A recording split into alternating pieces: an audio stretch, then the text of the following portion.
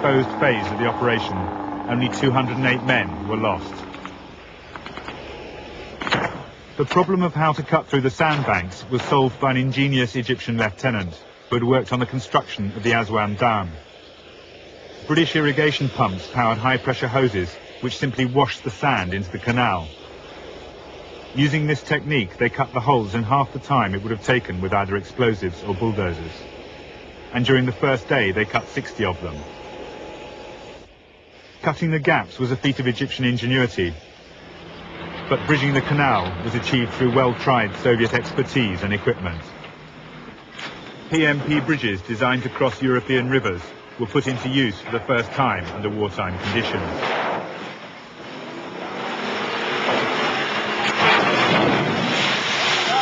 The sectional pontoons could be joined to others in minutes.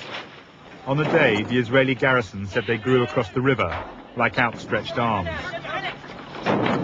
Another Soviet crossing system was even quicker. The GSP ferry was formed by two amphibious lorries which linked together in the water and would then expand hydraulically, creating a platform that could carry a tank across the canal in a matter of minutes. Every aspect of the crossing operation had been thoroughly rehearsed and planned in minute detail by General Shazli's staff, with two goals in mind: surprise and speed.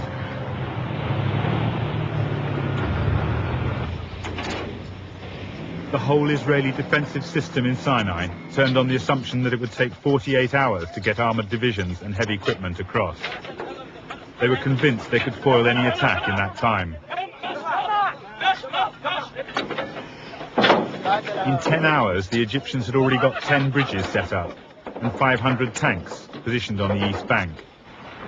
Inside 24 hours, 2 infantry and 2 armoured divisions had crossed the canal. It was the high point of the war for Egypt.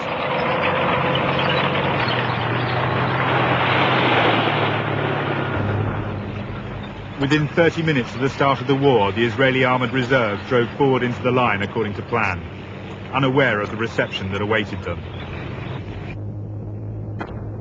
They were decimated by the Egyptian tank hunting squads. Air power was inevitably Israel's next response, flying into the teeth of the missile umbrella to stop the crossings, rather than concentrating on the missile sites first, as they'd known they should. Plans for a preemptive strike that morning had been ruled out by American pressure. Israel would get no support if it was seen as the aggressor, as Moshe Dayan had to explain to a bemused nation.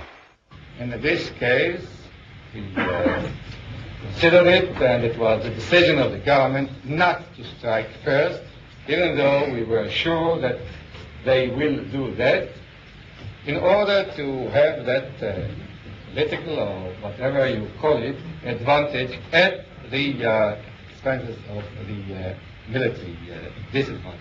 And that disadvantage was now becoming clearer as the Egyptians consolidated their hold on the east bank. If they survived the missiles, the Air Force still had to locate the bridges hidden beneath smoke screens. Even when hit, their sectional construction made them easy to repair, and they could be floated to new crossing points with relative ease. Egyptian troops rejoiced in their achievement. They had destroyed the first counterattacks exactly according to plan, and now one by one, they were taking possession of the forts along the Bar-Lev line.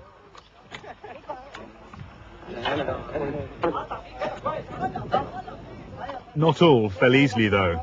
The northernmost fort was never taken, and in the south, opposite Fort Tewfik, 1 officer and 42 men held out for a week before surrendering through the Red Cross.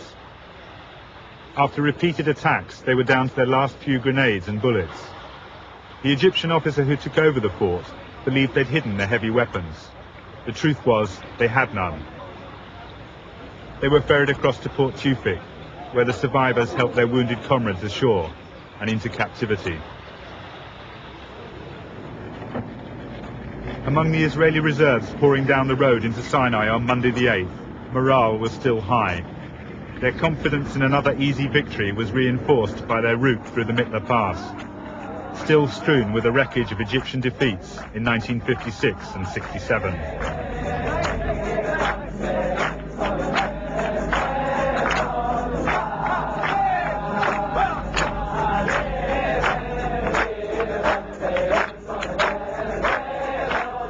But that mood was soon replaced by a much grimmer one, as the reality of the situation and the extent of their early losses became apparent.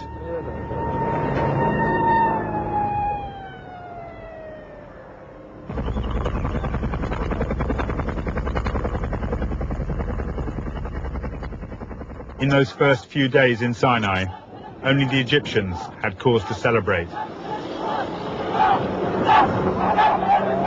The Sinai front was 125 miles from the main Israeli cities, but in the north there was no margin for error. The Golan Heights were barely 17 miles across, and from this plateau littered with volcanic rock, 4 routes led down across the Jordan into northern Israel. The Benot Yaakov Bridge bore the most important, leading from Quneitra and the area HQ at Kfar Nafak. A key Israeli observation point on Mount Hermon was known as the Eyes of Israel, as it overlooked the entire region. The Syrian plan was to cross the ceasefire line in one massive armoured assault, 2 columns forming a pincer to take Kfar Nafak and the bridge, while others struck out for minor routes. At 1400, synchronised with the Egyptian attack, a 50-minute artillery barrage began.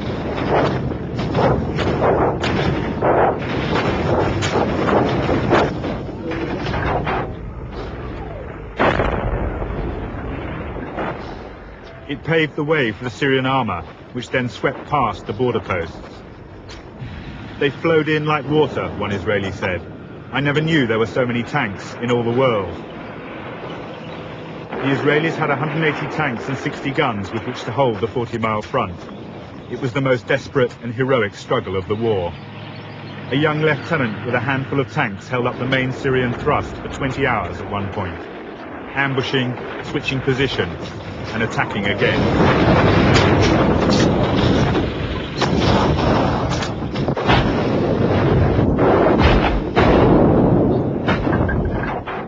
Mobile artillery proved effective in slowing the advance too, and it was well employed. For the sole Israeli advantage was in knowing the ground. They'd practiced over it numerous times, measuring the ranges and the best angles of fire, but they hadn't anticipated odds of 5 to 1, or at times 11 to 1, and remorselessly they were forced back.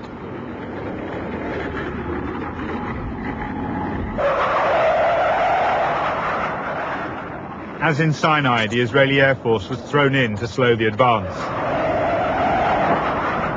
But even at low level, running the gauntlet of the SAM batteries proved costly. They lost 40 planes in the first afternoon.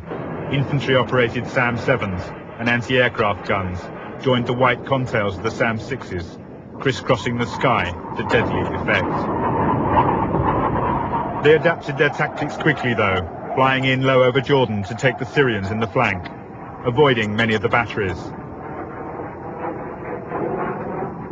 Wrecked Syrian vehicles lining the route bore witness to their effectiveness, and in places the burnt and blackened ground showed that, like the Americans in Vietnam, they were using napalm. On Sunday, Israeli reserves in modified World War II Sherman tanks were deployed in the southern sector. They were opposing T-55s and even T-62s, the Russians' latest tank. Despite the 30-year technological gap, they destroyed greater numbers of Syrians. But at a cost. The 2 Israeli frontline brigades were virtually wiped out.